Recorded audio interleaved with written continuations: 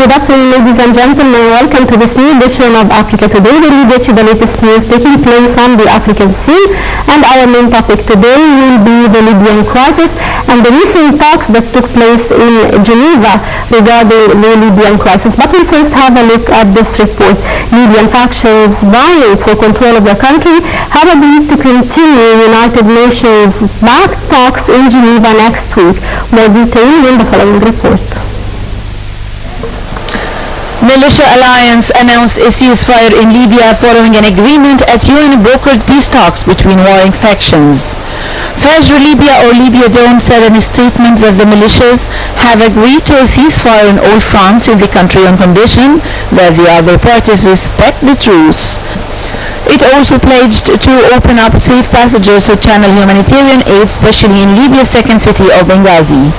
The alliance, which didn't take part in the first round at Geneva talks, called on international community to step up efforts to prevent foreign fighters from flooding into Libya. The announcement came just hours after the United Nations announced that the warring factions had agreed on a roadmap to form a unity government following 2 days of peace talks in Geneva. Libya has been hit by conflict since the overthrow of Muammar al-Qaddafi in 2011 uprising, with rival governments and powerful militants battling for control of key cities and country's vast oil riches.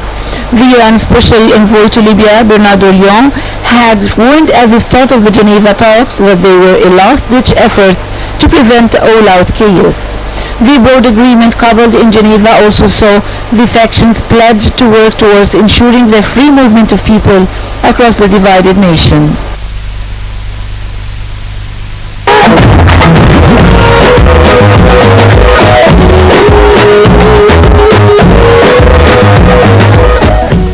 Welcome back. West Africa leaders will seek authority next week from the African Union to create a multinational force to fight Nigeria's Boko Haram insurgents. More details in the following report. The UN said that the United Nations is still waiting for President Jacob Kabila to sign off a joint military plan to drive out rebels from Eastern Democratic Republic of Congo. UN spokesman Stephen Dujarric said that Kabila had not signed a joint directive on military operation despite appeals by Security Council and Secretary General Ban Ki-moon more than a week ago. The UN's 20,000-strong MONUSCO force is preparing to launch the offensive against the Hutu rebels, but the mission's success hangs on an active role by the Congolese government troops. The rebels from the Democratic Forces for the Liberation of Rwanda, FDLR, are facing military action after failing to meet a January 2nd deadline set by the UN and African leaders for them to surrender. The United Nations is pushing for the disarming of dozens of rebel and splinter groups after 2 decades of conflict in eastern DR Congo, much of it fueled by the local trade in minerals. Up to 1,500 FDLR rebels are active in a large swath of territory in remote South Kivu, North Kivu, and Katagna provinces. These include ethnic Hutu fighters, some of whom are accused of taking part in the 1994 Rwandan genocide. Rwandan President Paul Kagame, who has pushed for military action, accused regional governments this week of making all kinds of excuses when it comes to FDLR.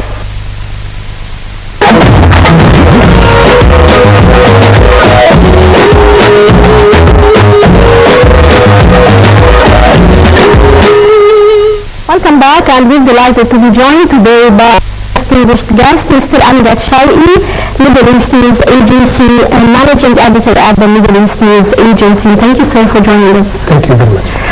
Sir, warring factions in Libya met the last 2 days to discuss the situation and the crisis in Libya in Geneva, backed by the UN. How do you see the outcome of these talks?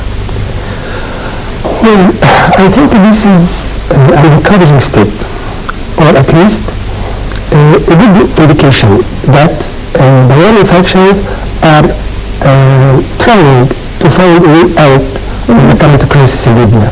But I'm afraid to say that the Libyan crisis is so intricate and so complicated, so we cannot say that it will be settled through such a national dialogue within a visible future period of time, because such national dialogue needs an agenda, needs a basis, needs a good intention on part of the parties concerned. But given that there are several players regarding the regional crisis, whether local, regional, or international, this makes interests conflicting.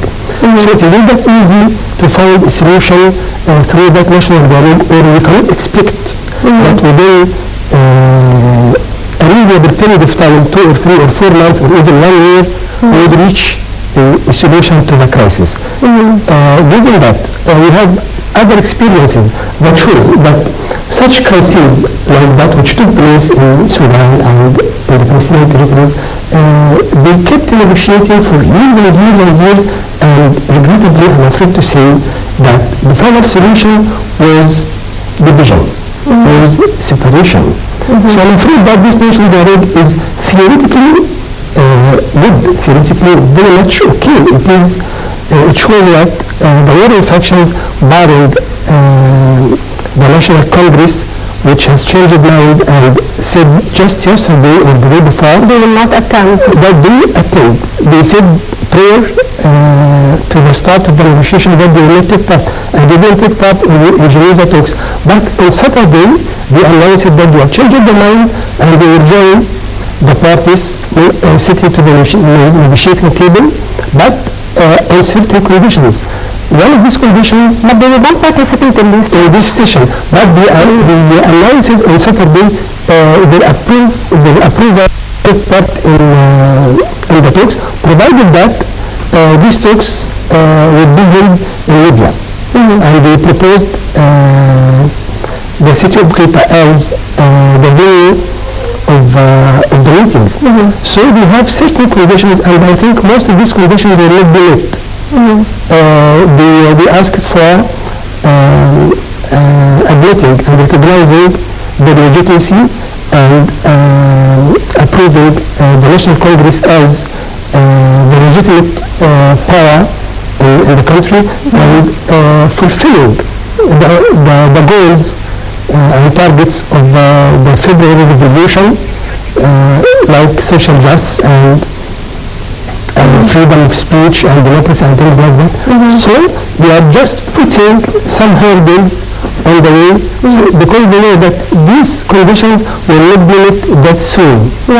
So good intention is very important, so that the negotiating parties would reach an agreement that falls with interest. But do you see the outcome of these talks? I mean, there were 2 days of talks in Geneva. The only outcome, the only good indication in my view, is that all parties have announced a ceasefire, effective as of midnight Sunday.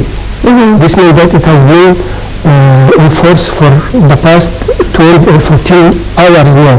But let us hope that this ceasefire would uphold this ceasefire, because every now and then, if some party would violate the ceasefire just to sabotage the whole process, a response or a reaction from the other side will make the ceasefire completely ridiculous.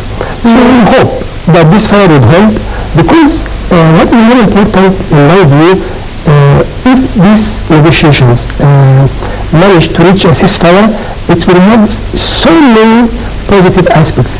First, it will encourage the UN agencies to return operating in Libya. They will provide a safe corridor or a safe passage for humanitarian assistance for the thousands and thousands of Libyans who are suffering. Those displaced and those refugees internally displaced and things like that.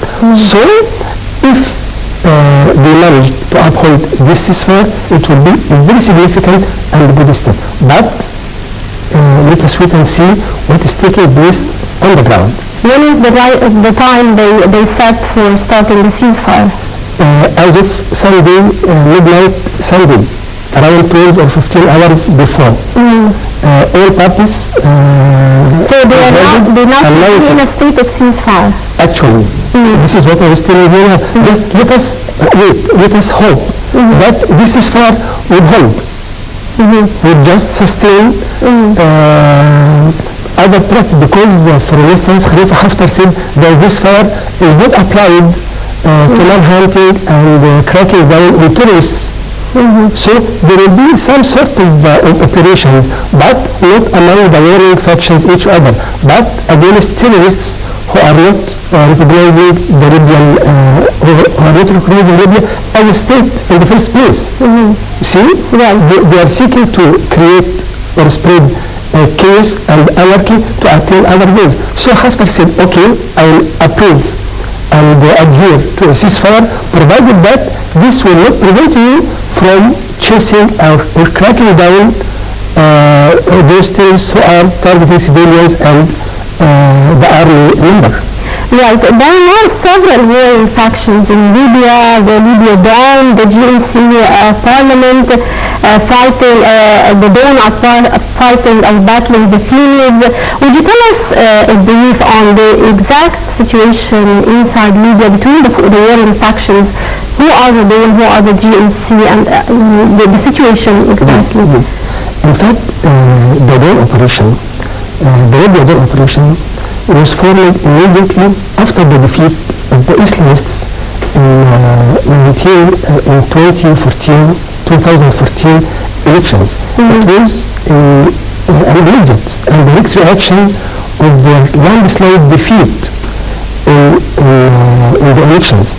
So they fought these troops in order to regain power once again. Because after the revolution, there was an internal council.